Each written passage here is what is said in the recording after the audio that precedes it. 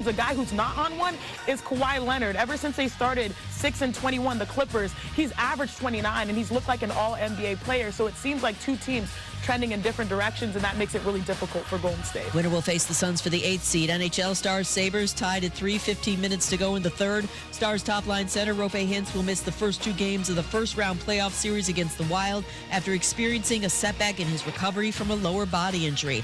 Baseball, Mike Trout's 2 for 4, including his 6th home run of the season. Angels up 4-3 on the Yankees' bottom 7. Cubs leading the Phillies 10-1 top 8. 3 hits, 5 RBI for Nico Horner. Hey, it's Michelle Smallman, and coming up Thursday, we'll continue to react to the NBA play-in games, plus get you ready for the first-round series of the playoffs. It's on Sportsmanlike, 6 a.m. Eastern, right here on ESPN Radio, ESPN2, and ESPNU.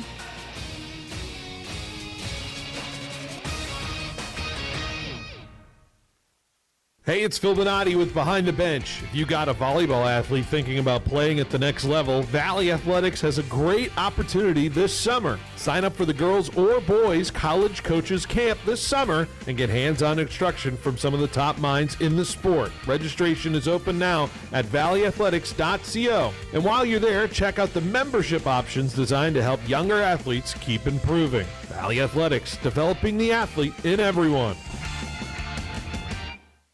Every day, the choices you make matter, especially for your business and the community around you. When you choose to bank local with FFB Bank, your deposits don't sit on the sidelines. They help fund local businesses, create jobs, and strengthen the neighborhoods you serve. With business accounts designed for you, local decision-making, and a team that understands your goals, FFB is here to help you grow. Because your success is everyone's success. Be the one who builds community while building your business. Visit ffb.bank. Member FDIC, Equal Opportunity Lender. Baseball is in full swing at Fresno City College, and the Rams are ready to add a winning tradition. Since 1948, FCC Baseball has built a championship legacy, earning multiple state titles, dominating conference play, producing more than 150 draft picks, and sending 18 players to the majors. That tradition continues this spring. Catch this season's exciting and winning team as they go after another Central Valley title. Bring your friends and family and experience Rams baseball in action. Visit fccrams.com for schedule and spring sports information. Fresno City College, go Rams. Cyber criminals stole $10 trillion from U.S. businesses last year. Did you know that 75% of businesses hit with ransomware do not survive? Is your company protected? Could your company survive a real-time cyber attack? Get a free consultation from N-Cubed Technologies today. Our team of cyber professionals are here to help and protect you from this real threat. Don't fall victim to cybercrime and risk losing your business. Contact N-Cubed Technologies today at ncubedtechnologies.com. Play ball! Back the birds, Fresno. Fresno Pacific University Sunbirds baseball is back in action at the Diamond at their brand new, fully seated, fully covered, state-of-the-art Dan Martin Stadium, the crown jewel of West Coast Division II baseball stadiums. All games are just $10 for fans 18 and older, 17 and under get in free. For schedule and ticket information, visit fpuathletics.com. Fresno Pacific University Sunbirds baseball is back in action at the Diamond. See you at the Dan. Welcome to A+ Signs. Thanks. Yeah, I need some custom exterior signs for my business. Great. What's the name of your business? C+ Signs. Wait, you own a sign company? Yep, C+ Signs. And you want us, A+ Signs, to make your signs? Yeah, I need them really fast, and we can't touch our turnaround times. We are kind of known for that. For signs that stop traffic, drive traffic, and even direct traffic, call A+ Signs. Remember, A+ has great technicians to service and repair signs, too. Yeah, we got a guy, but he's afraid of ladders. Attention Central Valley. Fashion furniture buyers are headed to the High Point Furniture Market to bring in new styles and what's next, which means it's time to reset the floor. Save up to 50% on clearance, closeouts, overstocks, and one-of-a-kind items. When they're gone, they're gone. No restocks. Plus, special financing is available. It's the Reset the Floor sale happening now, only at Fashion Furniture. There's nothing like it in all of California. Spring and summer weddings, prom, graduation.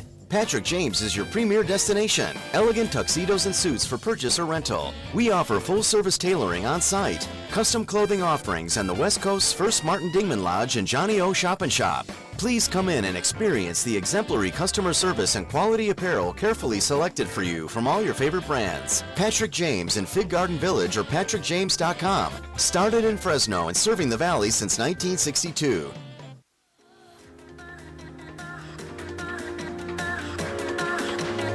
Welcome to the Sunbirds Sports Show with Paul Meadors. Brought to you by Fresno Pacific University on 790 ESPN.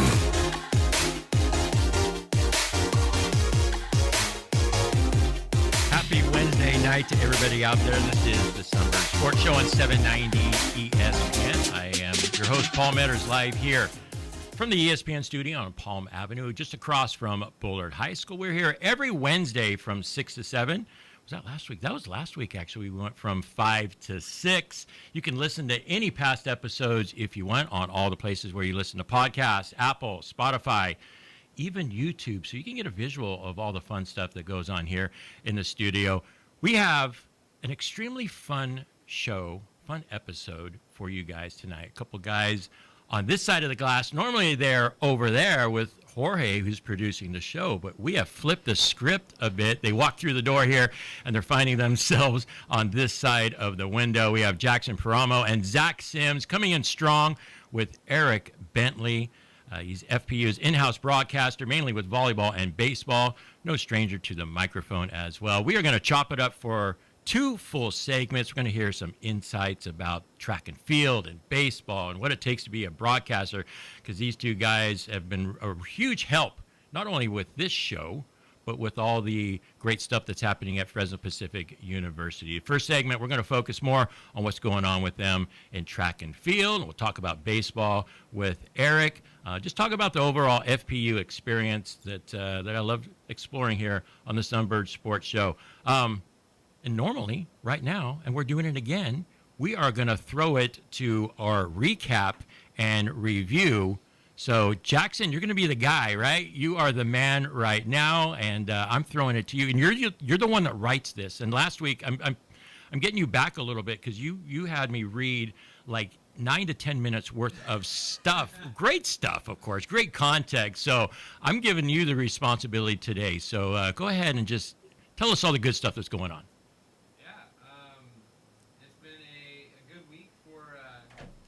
It's been a good week for Sunbird Athletics. Women's and men's tennis hosted Azusa Pacific at home last Thursday, with both teams falling to the Cougars on senior night, despite the men putting up a valiant effort with a awesome match win from senior Emilio Seelbach. The matches were the Sunbirds' final test before conference, which started today. But also last night, the Pac West handed out their all-conference honors, and 8 Sunbirds made the list, headlined by Women's Freshman of the Year, Fabiana Gonzalez, and Women's Player of the Year, Yume Ueko. So congrats to Yume, Fabi, and the rest of the Sunbird All-Pac West selections. There's some doubles team selections and singles selections in there for both squads. Track and field traveled down to Pomona Pitzer for a nice tune-up across the board for the squad. There was tons of event wins on both sides. The most notable highlights to me were Cyan Super Haslip winning the 100-meter hurdles. She's been showing a lot of consistency. Malachi Carrasco, our homeboy from Selma, winning the triple jump. First place sweep of both 4x100 relays, men and women. And Central East local Brooklyn Epperly won the shot put and PR'd in the discus to take second and notch a second NCAA provisional mark this season. She already has one in hammer, correct? Yes. Earning her Raising Cane's Sunbird of the Week honors. Baseball played a home and away series with the Menlo Oaks. Due to looming weather, the series was at Atherton on Thursday and got moved up a day at home on Friday. And despite an initial 1-3 loss on the road, Clovis East local Cruz Cabral made his first Sunbird start in the second game and racked up 12 strikeouts across 5 innings and wrote to a 6-3 win, earning him the title of Raising Cane's Sunbird of the Week. And then at home on Friday, the next day, the Sunbirds faced a lightning delay in Game 1, but powered to a 10-7 win with homers from seniors Tajon Smith and Aaron Martinez Jr., and in Game 2, the Birds ran away with it 14-3, tallying 14 total hits and a 2-run dinger from Bullard freshman Vincent Robinson, his first collegiate home run. And then lastly, women's water polo finished their season down in Irvine at the 2026 WWPA Championships. Thursday, they lost to Salem 16-5 in the first round, but they found their momentum the next day. Friday morning, they defeated McKendree in a close 8-7 win. It was tied 5-5 coming out of the third quarter. But freshman Francis Benson and close local Dakota Lambert sealed the deal for the Birds in that fourth period. And the team doubled down on their success later that day to soar past Gannon 10-5, with both Dakota Lambert and senior Reagan Hamilton firing off a hat trick in that contest. So the Birds secured 5th place in the WWPA tournament and ended their season on a win, even if you count their 9-8 exhibition victory over UC Merced on Sunday. Good stuff, man. You read that like a champ. You've done that before, haven't you? I love reading. Yeah, something like that, maybe. Hey, good job. All right, we're going to take a break night right now. We're going to hear more from these three guys. Really excited for this episode. We are going to have a lot of fun. We're going to chop it up like only we can here on the Sunbirds Sports Show. You're listening to it on 790 ESPN. Spring is in full swing, and just like baseball season, it's time to step up to the plate for something great to eat. With Lynn's Restaurant Group, every stop is a hit. From comforting bowls at Ramen Hayashi, to teppanyaki at Inooishi, Japanese hot pot at Ichishabu, and all-you-can-eat hot pot and more at Lynn's Fusion. There's something for everyone. Whether you're grabbing a quick bite or sitting down after the game, Lynn's has you covered. Download the Lynn's app for exclusive offers and visit lynn'srestaurantgroup.com. Lynn's, a full lineup of flavor this spring.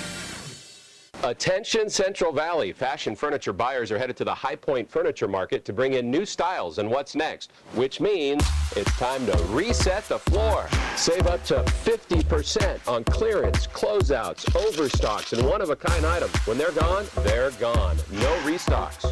Plus, special financing is available. It's the Reset the Floor sale happening now, only at Fashion Furniture.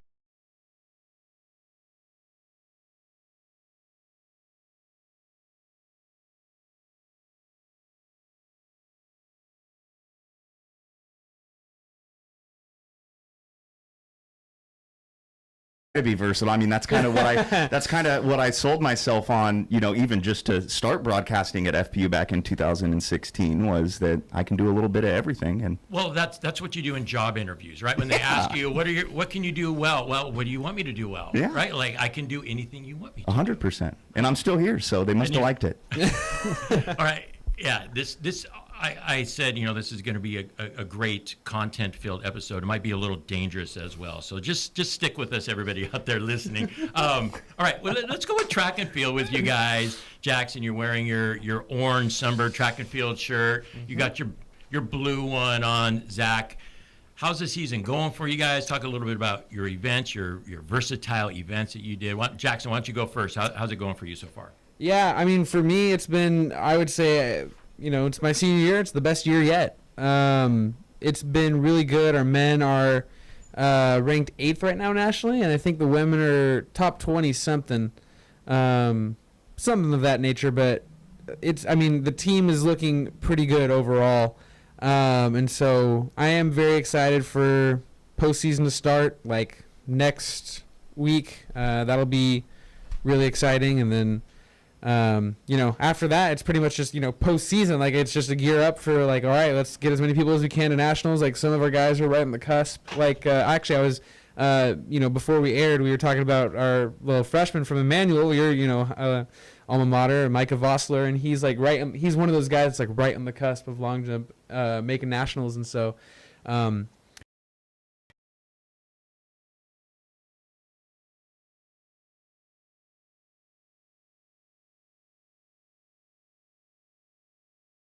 like a high school me that I was going to be maybe, making it to nationals in the 4x4, I'd be like, what? Like, I would not. But it's been going good. I'd say it's been going good. Zach? I throw javelin, so it's a little, I feel like it's rougher on the body. So for me, it's kind of like play my cards right. And I just been training hard. I've been training so hard this off season. I feel like a lot of people have seen it. Like weight room wise, last year I gained 15 pounds. So I've been trying really hard to try to make that national cut, but it just keeps getting higher and higher each year. And unfortunately for my deck of cards, I do have a little injury going on with my main throwing finger. Got a little tear in there somewhere, so we got to work around that, switch the grip up. But I think it's going to go well. I haven't really been able to compete at too many meets. I can't complain, though, because I'm still able to compete. And usually when some people get an injury, they'll give up, quit. But I'm not going to let a finger make me stop doing what I love, which is throwing.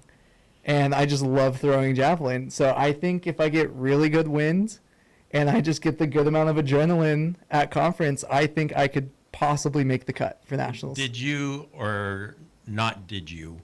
Horrible grammar right there. But did you set a PR? What'd you say? Even with your busted finger? So I I know like people don't like counting practice PRs or anything, but for me this was huge because in practice I've never been able to throw over, in American terms, 200 feet. And for the first time in my 5 years I've been throwing javelin, I had a practice where I threw over 200 feet multiple times with this injury and switching the grip. So that just boosted my confidence like through the roof. So now I'm even more excited. This isn't even like going to affect me anyway as it did when it first happened. So I think this season's been going really well for what it's been given. Where are we at with track meets? How many have you guys done? You said you've missed a couple of those. I've only been able to compete at 2. I've competed at 2, and my next meet is the conference meet. Yeah. So I have been full preparing for just conference. When is that? That is April 25th.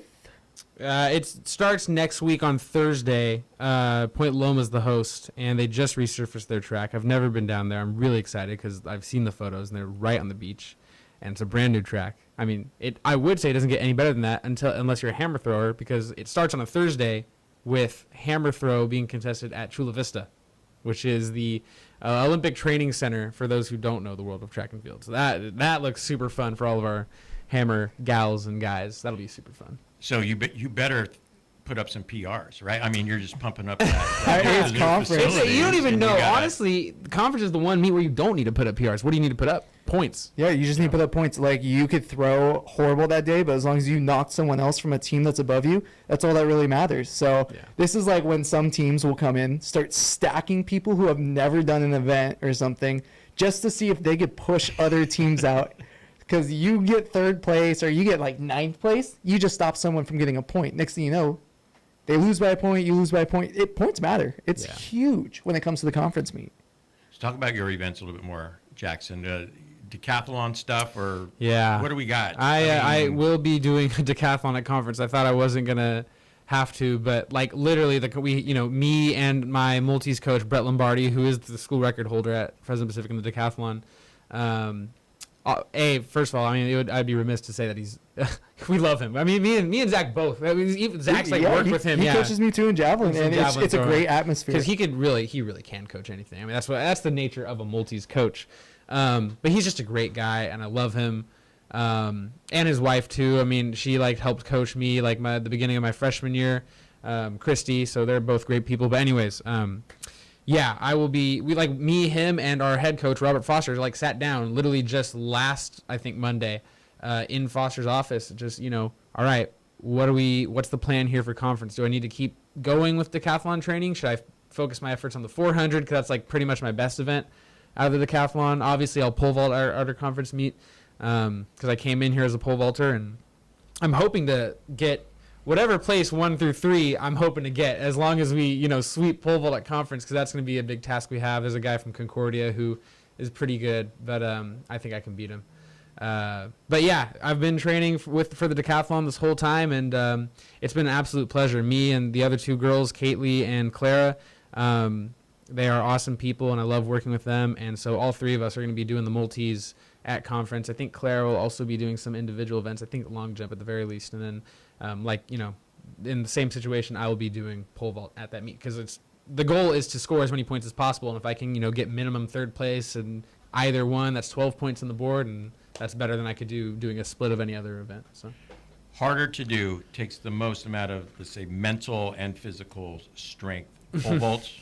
Or the javelin. Let you guys battle it out. That's a big argument in the track world. Is physically, I think it's javelin, 100%, because you wreak havoc on the body. It's an awkward. Everything about it is awkward. Yeah, I could do a whole spiel about the breakdown of what your body. Walking your knee out. Oh, people think it's just you throw, and I've been told it's not a throwing event. It's a pull event. You're using your body to pull a 8-foot long stick. So it's harder to transfer energy through the tiniest point than a baseball. Anyone could chuck a baseball. Not everyone could throw through the point of a javelin. Yeah. And if you don't, your body knows that you didn't throw it right. So it's a lot of torque going on. What do you think is harder mentally, though? Mentally? That's a good question. I think mentally it could be pole vault. Just because there is high? I mean, the height, the pole placement, all that stuff. Yeah. Not even. I think it's just what you have to execute. And I've actually always made this argument. I mean, I mentioned Malachi winning the triple jump. That's his off event. over at Pomona Pitcher last week. I've had this conversation multiple times with him about I think high jump is mentally the hardest hardest event in this sport, because pole vault, both pole vault and high jump, you are doing everything in your power to work your body around a bar that's like way up in the air, right? But in pole vault, you have an implement you can blame. Oh, my pole was too small. Oh, my pole was too big. Oh, my pole was off. My step was off. Like you have to change where your step takes off. But in high jump, like in pole vault, you can choose where the bar moves. Actually, it can be like 45 centimeters to 80 centimeters away from the top drop of the box, whatever. High jump, you have to change your step. Everything is all dependent on you, and I think that is one of the hardest mental execution. Obviously, like I could not imagine like dragging myself through a 10K on the track. Like that's like also hard to stay on it for 6.2 miles going in circles. It's easier to do when it's cross season. You know, but that's it's obviously harder to pick one. Yes, but I would think from a non-track and field guy that the mental aspect of trying pole vault would be the most difficult out of all. Yeah, between javelin and pole vault. Between those. But physically, javelin's definitely harder. So, I think I brought in the right guys to talk about track and field, huh, Eric? Oh yeah, definitely. You can tell by their willingness to talk how much it helps me on broadcasts, but we can get to that later. All right, so yeah, we will. Let's move to baseball a little bit, Eric. You've done a fantastic job on the broadcast this year. How's baseball season going from your opinion? I think they got to win some baseball games to make that 4-team conference tournament as well. Yeah, right now they're kind of hanging out around the bubble. Every day I look, it's kind of changed. It looked Friday after our doubleheader was done, and then Saturday it changed after the rest of the conference played some games. So I believe right now we are currently sitting in 4th place. We have one more series ahead of us against a team that is ahead of us in the standings in Concordia. We'll play them next Friday and Saturday. But the boys are grinding. They came back from Hawaii. That Hawaii trip, always a little tough. They were able to take the series against Chaminade. They dropped 3 of 4 to Hawaii Pacific, which actually allowed the Sharks to jump them. We got right back on track, like Jackson was mentioning. Split the doubleheader at Menlo on Thursday. Came home on Friday. Battled through a little bit of a lightning delay. We're able to. Don't get me as the facilities guy. Yeah, my brain was in a pretzel there, trying to do a million things at once. But they battled through. Got the win on both ends of the doubleheader. They will be taking on Jessup for a doubleheader tomorrow, and then they'll play the Warriors at home on Saturday. But I guess kind of overall, as far as the team goes, and Zach, you can chime in if you want to as my analyst. They've had a bit of a tough time kind of putting everything together in one game. Sometimes you'll get the pitching that'll show up, but the bats don't necessarily get it going. Sometimes you get the bats going, but unfortunately the other team scores in double figures. So I think that this most recent series against Menlo did a good job to kind of settle things down. Fortunately, too, this road trip, or this tomorrow's doubleheader, I should say, will be the last time that the Sunbirds are on the road. Their last 10 games will all be at home, with that Saturday doubleheader against Jessup, followed up by Friday and Saturday doubleheaders each of the following 2 weeks. So even though the Sunbirds, like you said, Paul, are going to have to win some games here down the stretch, they do get the opportunity, fortunately, to do a majority of that at home. Before we hear from Zach here, 23-19 overall, 18-12 in conference play. Well, I like watching the Birds play baseball, because for me, and it's Eric too, baseball is my true love for like any sports. Like, I'm a track athlete, but I'm only throwing javelin because it resembles like a janitor throw from center field when I played baseball. So that was one of the main reasons I tried javelin. I wasn't a thrower in high school. I did baseball, and then I was a triple and long jumper. Like, I never thought about throwing, but I think the Sunbirds are going to do great. Like he said, it's one thing goes for them. So from most of the games we see, we always catch ourselves repeating the same kind of stat, which is too many runners left on base stranded, but they do like to run full counts against opposing pitchers. So they are very aggressive at the plate, which I love about these guys. All these guys don't come up first pitch swinging, and then they get it into full counts, and now, next thing you know, the other team going through pitchers too now, and you got to roll through it. But then some games, or pitching is just dominant. You go like 6 innings, like 4 hits, like 7 strikeouts. And then next game you come in, we can't defend for anything. So I think I just love their play style because you just don't really know what you're gonna get, but they're a great group of guys. Like I love watching them. They always have energy when they come up to the plate. These guys are, I think this is a great group, chemistry-wise too, and I love watching it. I love being up in the booth next to Eric and being able to experience these dudes just going out there and just playing baseball. Like, how can you not be romantic about baseball? Oh my God. The other thing too, so you got 3 against 1. I 100% agree with Zach. And then we got the guy in the middle with the orange shirt, right? All of us are wearing the blue. That's like, baseball. Come on. Yes, baseball is the perfect sport. We can spend a full broadcast talking about that. Oh, yeah, get us on here. Oh, yeah. It is. It's the it's America's sport, in my pastime. opinion. There's no denying that. Yeah. What has been a great, like, baseball moment this year that you guys have experienced? You know, somebody hit a 475-foot home run that you saw, right? Like, what's been a cool moment? Well, before I even let Zach answer this, Sunbirds signed a transfer over the in between periods. Titus Wheelock. He knows what I'm gonna say. And Zach sat in the press box. How many games did you broadcast begging for a Titus Wheelock home run before you finally saw one? I sat in like 5 home series, and they were double headers in single games, so a good amount of games wanting to see a Titus Wheelock home run. And then I hear he hits one away, and I finally got to experience, how many RBIs? And it was like 3. I think he hit 2 in one game or something like that. 2 home runs in one game. It was like a 6 RBI game. It was something insane. The whole series, that whole series we watched with Titus was just amazing. Like, I was like, finally, I get to see this dude do some damage on the field. Because like we were saying, his exit velo off the bat is insane. Like, I would hate to be a third baseman because you have to play in on some plays, having to come in and be like, well, we got to bunt protect. Next thing you know, a 110 ball off the bat's coming right at your head. So that's my favorite moment, is just seeing Titus just rip one. Well, and the fun part about your experience, I'm sure, is not only are you able to broadcast these games. Again, second segment, we're going to take a break here in a couple of minutes. We're going to get into more of the broadcasting, but you're not only broadcasting and watching these guys, but they're also your classmates and guys you see around campus. That's what I was just about to say. Like, we share a class. We share 2 classes. I mean, Gabe is in both of I'm only in 2 classes this semester because I'm a senior, but like I've had also another senior, Gabe Henderson. He actually came here from Academy of Art, which is crazy because I remember talking to him about that once. I was like, did you like school there? Because they don't have athletics anymore. They dropped athletics. But he was like one of my favorite guys on the team. And I mean, I really like also like I think it was my sophomore year, I got a chance to like go down and actually like take photos of the baseball team like at a home game. And my first time doing that, I immediately fell in love because it's like it's so much better in the ballpark. And it's so awesome when you get to hear the freaking dugout like chirping all the time, both sides, honestly. But it's an electric environment. They're awesome. They're a good group of guys. And the baseball field at Fresno Pacific is, I mean, it's immaculate. I was going to say, Paul, you stole my thunder. As the facilities guy, I was going to squeeze in there and say it's not a bad facility to watch some baseball at too. Dan Martin Stadium, wonderful ballpark.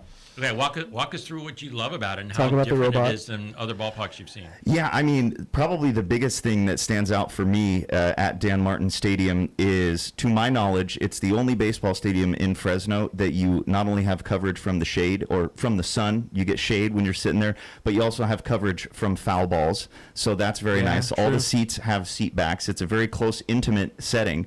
And as somebody who, has been broadcasting games at FPU since 2016, and again, we could talk a little bit more about that later, but I mean, we were broadcasting, our press box was essentially, just a couple of 8-foot rectangular tables on the ground level behind the home batting on deck circle. Nearly impossible to try and see what's going on. So obviously having a press box up there is great for, all of us that work games. Blake from Nishko, he does the landscaping. He's got that field looking, tip-top shape. And, if I got to pat myself on the back a little bit, the robot does most of the work. But I do put those lines down every game day. So, all right. Tell us about the robot. Give me the 30-second version of the Infamous robot. robot. Yes. I love the well, robot. everybody, you've probably interviewed a bunch of people. Everybody asks me if I have any names for it. I say I only have names for it when it's not working. So I don't really have a nice fun name for it. But I mean, it makes my job easy. I throw some paint in a plastic container, mix it up with a little drill, put it in the robot. On an iPad, just press whether I want to paint the baseball field, the soccer field, the javelin, the hammer, press play, and it goes. This is why I mention it every broadcast. It's such a cool robot. Every Is team benefits from it. MLB using a robot too, or are they still doing it by hand? I think each ballpark is kind of a case-by-case basis. I'm not sure if there's, one robot throughout. I know when I'm at the Grizzlies games, I see they're still out there hand painting the lines. Yeah. So it is very nice for me on a game day to be able to take a task that trying to stripe it and line it up and put the string out that would take, upwards of an hour. Once I mix the paint, put it in the robot, turn it on, and press go, it takes about 9.5 minutes to do the baseball field. Awesome. Start to finish. Good stuff. All right, we have to take a break. We're going to come back more, talk about the broadcasting side, and we got a fun game, too, that we're going to play. I prepped you guys a little bit about that. So you're listening to the Sunbirds Sports Show on 790 ESPN. And there it goes again. Yeah, our AC just tapped out. I'm still traumatized from last summer. We were basically living in a toaster. Yeah, we had every fan in the house on full blast. Still felt like 85 degrees. And that electric bill, I'm still recovering. Not doing that again. Maria had her spring tune-up. Lee's Air cleaned her system, checked everything, and now it cools faster and uses less energy. Yeah, she said it was only $99. Plus, they gave her a 2-hour booking window. No waiting all day. We're calling Lee's before summer turns this place into a sauna again. Prep your home for a hot Central Valley summer with a $99 AC tune-up from Lee's Air Plumbing and Heating. Call 559-785-1212 or book at leesair.com. CO number 635355. AC heat and plumbing, you just call Lee's. It's easy as calling Lee's. Lee's AC, Lee's AC, plumbing and heat, yeah. Lee's AC. Thank you for coming to the reading of Eleanor Bigworth's last will and testament. I just took care of Mrs. Bigworth's koi pond, so I'm not really sure why I'm here. And why am I the only one here? Because, sir, Mrs. Bigworth left her entire fortune to you. Oh boy. So what do I do now?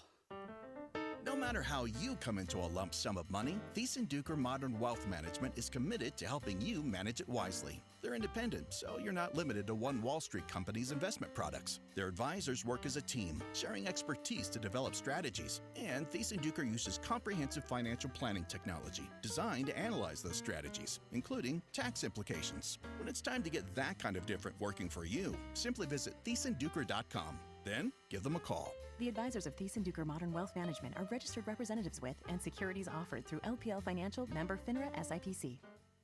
Cyber criminals stole $10 trillion from U.S. businesses last year. Did you know that 75% of businesses hit with ransomware do not survive? Is your company protected? Could your company survive a real-time cyber attack? Get a free consultation from M-Cubed Technologies today. Our team of cyber professionals are here to help and protect you from this real threat. Don't fall victim to cybercrime and risk losing your business. Contact M-Cubed Technologies today at mcubedtechnologies.com.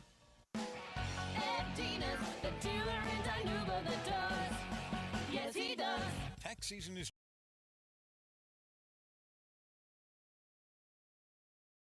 your tax season savings. Our entire truck inventory is on clearance, so get the most out of your tax return. Strong trade-in values and fast, hassle-free financing. Proud to serve the Valley. Don't wait. Check out the inventory now at eddinasautocenter.com. That's eddinasautocenter.com. Attention Central Valley. Fashion furniture buyers are headed to the High Point Furniture Market to bring in new styles and what's next, which means it's time to reset the floor. Save up to 50% on clearance, closeouts, overstocks, and one-of-a-kind items. When they're gone, they're gone. No restocks. Plus, special financing is available. It's the Reset the Floor sale happening now, only at Fashion Furniture. There's nothing like it in all of California. Spring and summer weddings, prom, graduation, Patrick James is your premier destination. Elegant tuxedos and suits for purchase or rental. We offer full-service tailoring on site, custom clothing offerings, and the West Coast's first Martin Dingman Lodge and Johnny O Shop and Shop. Please come in and experience the exemplary customer service and quality apparel carefully selected for you from all your favorite brands. Patrick James in Fig Garden Village or patrickjames.com. Started in Fresno and serving the Valley since 1962. And now, the Sunbirds Sports Show on 790 ESPN. I hope you guys are enjoying this episode as much as we are. We got Jackson Paramo, Zach Sims, and Eric Bentley in the house right now talking about all things Fresno Pacific University athletics. We're going to get into the broadcasting side right now, what we love about that, how fun it is. Eric, I want to start with you and kind of your history with broadcasting.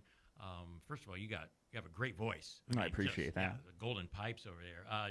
Your history of broadcasting, why you fell in love with it, and where you're at now and why you love it at Fresno Pacific. Yeah, so long story short, when I came to Fresno State, I was a music major, decided that wasn't really for me, played the trumpet, yeah. So I was a music major for about 3 semesters, didn't really know what I wanted to do. Aside from, I was like, I don't know if I want to be a music major anymore. My friends told me, you always talk over the TV all the time when we're watching games. Why don't you go into broadcasting? And I said, you know what, that sounds fun. So I switched my major to mass communication and journalism. Interned with the Mountain West Network for a little while my senior year at Fresno State in 2015. And then 2016 rolls around. I see a tweet that says FPU is looking for a broadcaster. So I decided to reach out, and I think statute of limitations, probably I'm okay to say this, but they asked me if I had ever broadcasted basketball before because they needed a women's basketball broadcaster, and I said absolutely. I had only broadcasted softball before on the Mountain West Network. So yeah, that's kind of how I got my start. Did a couple of women's basketball games. They said, hey, we like you so much. You want to do some men's basketball? Basketball season starts to wrap up. They say, what about baseball? Next season, they say, you want to do some volleyball as well? So since then, and I believe that was around the inception of the online streaming at FPU. So it's been really fun to be a part of it kind of since the beginning. And then now working with Jim Jeltima, the Associate AD for Events and Communications, being able to work with him and really elevate the broadcast, not just for the viewers at home, but also getting guys like these are sitting right here next to me, getting them some live reps and stuff that, like I'm sure there's not a lot of opportunity for people to get live reps as far as broadcasting goes, and that's really the only way that you're going to get better. So I'm really fortunate now to be in a position where I'm 10 years in, and not only am I still getting to broadcast, which obviously is something I love doing, but getting to help these guys out as much as they help me out too. We're going to get to them in just a second. I think they pretty much dominated that first segment talking about track and field. So Eric, what do you love? Let's just focus on baseball a little bit. Like the pace of the game, the ability to tell stories, to try to describe the situation. Why is baseball just a great game to broadcast? Probably for me as, someone who likes to talk, and obviously you have to be able to talk in order to get into this, baseball gives you the most time to, kind of storytell. A lot of people like to talk about the Vin Scolis where, you're in the middle of a story and it's almost as if that story is more important than the game while you're still adding an and a 1-2 count now, So there's a lot more time to breathe. There's a lot more time for, you to kind of soak in the action as it's happening and really be able to tell, how the game is playing out versus, a basketball or a volleyball where it's so constant back and forth and very fast paced. And it's almost like you're trying to keep up with the game as it's happening. Whereas with baseball, you're sitting up watching it happen. And I don't want to say it's easier to broadcast, but it just gives you the ability to be more descriptive and kind of take the viewers along for the ride with you as you're broadcasting it and watching it. Yeah, 100% agree. Like baseball, obviously the romantic part about it, but the storytelling. And glad you mentioned my guy Vin Scully, right? And I grew up listening to Vin Scully. Some of my greatest memories growing up in Dinuba, California, is sitting out in the backyard with my dad, swimming and listening to Vin Scully, call it Jerry Doggett, and all those old school Los Angeles Dodgers guys. So yeah, baseball is a fantastic sport.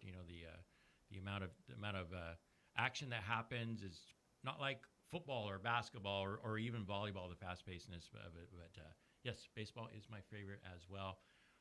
We talked about some of your favorite moments so far, guys, broadcasting. Just, I don't know, Jackson, let's go this direction. What have you been able to talk about on the microphone, and what's been kind of a highlight for you this year?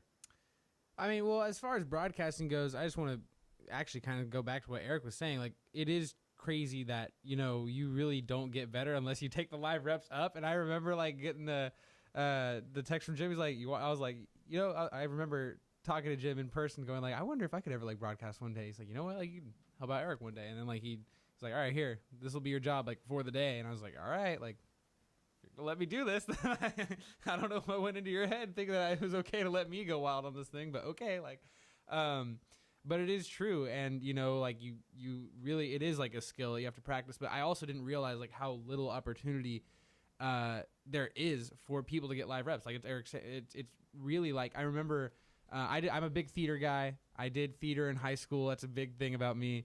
And I think that definitely helps, like, with the storytelling aspect. I mean, obviously I'm not in baseball where, there's like so much time, like 30 seconds in between pitches, and you have like so much flexibility to do stuff. But just like it was once told to me that, like, I was like, do you think I could like professionally go into broadcasting? And our old athletic communication director, he told me, think about it like this. I mean, do you want to go to Broadway?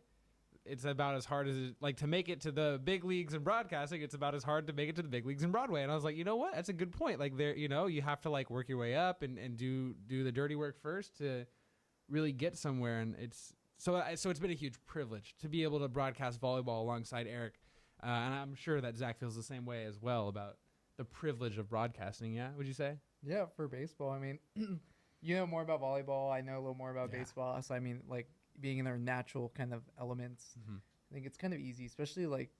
But not to jump in and step on you guys a little bit, but from my perspective as well, obviously you guys enjoy the sports that we're broadcasting, but what is so valuable for me is the fact that I get, and Paul, you kind of touched on this earlier, I get a student athlete's perspective. You might not play that sport, but those are still your peers. And that's something that is not only important for me as a broadcaster to connect to, but obviously what's our goal as we're broadcasting? We're trying for the fans to be able to connect with us too. And when you've got players' families who are watching, when you've got, other schools' parents and families who are watching, to a certain extent, I can only bring so much of the mindset of a college athlete, whereas you guys, even though it's not the sport that you play, you still are able to open up that window, not only to me, but to the viewers as well. And I think that's a very important aspect of the successful broadcasts that we put out. No, 100% agree. And some of the greatest compliments that I've received as a broadcaster is somebody that's messaged me and said, you know what? My parents, so-and-so's grandparents, live in Iowa, and they were able to listen listen in on their daughter's softball game, right? That I literally got a text or a message just like that a few years ago. And so we get that a lot. So the connection, one of the things that I think about is that you never know who's listening, right? You never know the people whose hearts you can touch as well, right? Like as a parent, if somebody said my son's or daughter's name on the radio and said good things about him, are you kidding me? That'd be such a blessing. My heart would just explode with gratitude and all that stuff. And so I think that's important. I know in the professional level, it gets a little bit different, but high school, college level, that's still super important to people, and it matters. No, yeah, like especially, I feel like broadcasting for me, I was pushing Jim to like let me do baseball because I was like, I want to do baseball. I want to do baseball. Like growing up, you watch baseball, you're like, I think I know. It always starts with like, I think I know I could do this because you kind of have to. And being able to learn from these guys, knowing like what to say, how to pace the games, what to say if you're losing, because obviously Eric can say something about that. Like it's a little harder. So there is a difference, let's be honest too, about the home, right, broadcast versus somebody like me that I have to be neutral, right? Sometimes I have to choose. Am I going to talk about the deficiencies with one team or how the other team is exploiting that? One of my favorite broadcaster, stories was back in COVID or, right after COVID, where they would start to open up attendance, but it would be limited fans or no fans. But obviously, you're still broadcasting. I had a couple of FPU players after I was broadcasting, up in the crow's nest. They would come up to me after the game and they were like, we could hear you during the game as we were playing. And so I laughed and I told them, I said, if you don't like what I'm saying, then maybe play better. And they kind of laughed. They kind of laughed, but and they looked at me, but I said, but really, I said, all I'm doing is talking about what is going on. And so sometimes there are those, as a home broadcaster, there are, kind of those tough facts that you do have to say as much as you don't want to, because it is a crucial part of the story of the game that's happening in front of you. One piece of advice that I got from Pat Hill, and I broadcasted 2 games. Football is probably my third, right, most knowledgeable sport. Baseball 1, basketball 2. So I'm doing play-by-play with Pat Hill, right? And in the back of my mind, don't say anything stupid. Don't say anything stupid, right? That's what's going through my mind. And Pat's like, man, this job's easy, Meadors. I just talk about what I see on the field. He's talking about, double 2 white banana, trap zone. And I'm like, yeah, that was a pretty nice running play, right? Yeah. So, I mean, there's all these funny situations you get into broadcasting too, right? Pat Hill's a legend, dude. I'm sorry, I have to say it because my mom worked at Fresno State as an athletics counselor when I was very young, and so I actually have I'm not super close with Pat Hill, but I love Pat Hill, and I dressed up as Pat Hill once when I was 2 years old, and I won a little Fresno Bee costume contest. Fun fact that you only hear on the summer. You've probably been waiting all year to say that fun fact. I just air. came to my mind. All right. We got a few minutes here before we get into this fun game that's sweeping the nation. All right, so future stuff, right? And I loved how Eric said, and you guys realize it too, just how the broadcasting episode, part of it is you don't take it for granted. You realize how special a moment it is to be behind the microphone. I don't take anything for granted, for sure. What would be the dream job for you guys, in the sports broadcasting world? I mean, somebody for me and Eric could probably be on a Major League Baseball broadcast somehow, right? For you guys, I know World Cup is big. I don't know where you guys are at, but what would be the ultimate for you? Major League broadcast.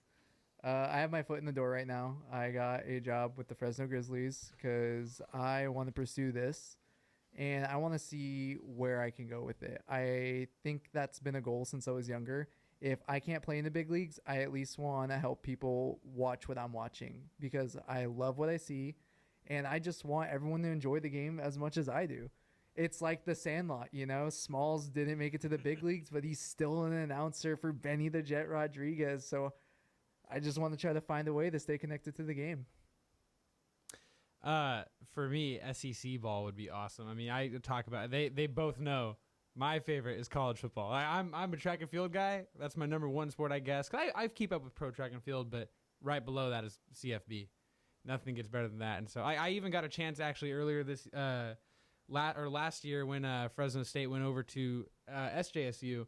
I got to help Fresno State's very own Paul Leffler. I helped spot for him on a broadcast there, and I was like, yeah, this would be awesome. I would love doing this. Well, it's certainly a lot of fun. About 2 years ago, my mom was moving out of the house, and she handed my brother and I a huge box of all the stuff that she saved over the years. And I read an autobiography that I had written in the 6th grade, and I don't remember doing this. It said, what do you want to be when you grow up? Well, I want to play shortstop for the Los Angeles Dodgers, and if not, I want to be a sports broadcaster. So late in life, you never know. You guys are young. You got your whole future ahead of you. Late in life, that finally came true. All right. I put together, we got about 5 minutes with you guys. This is something that could really be, a lot of fun for both of us. I got some questions for Eric to ask Jackson and Zach about some broadcasting stuff to see how knowledgeable they are, and then for Jackson and Zach to ask Eric. So where do we want to start? Eric, you want to ask these guys first? Yeah, I'll start. Okay. I'll ask them a little bit. Okay.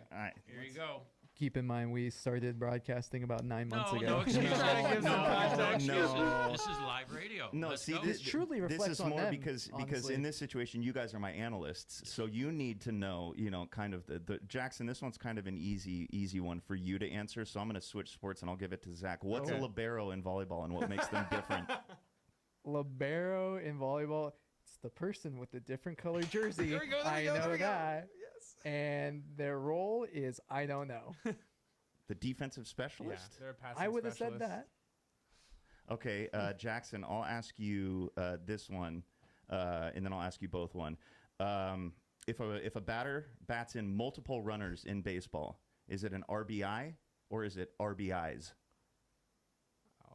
Boy, I would guess it's still just one RBI for some reason. That's got to be something weird. Even if it's multiple runners? Even if it's multiple runners.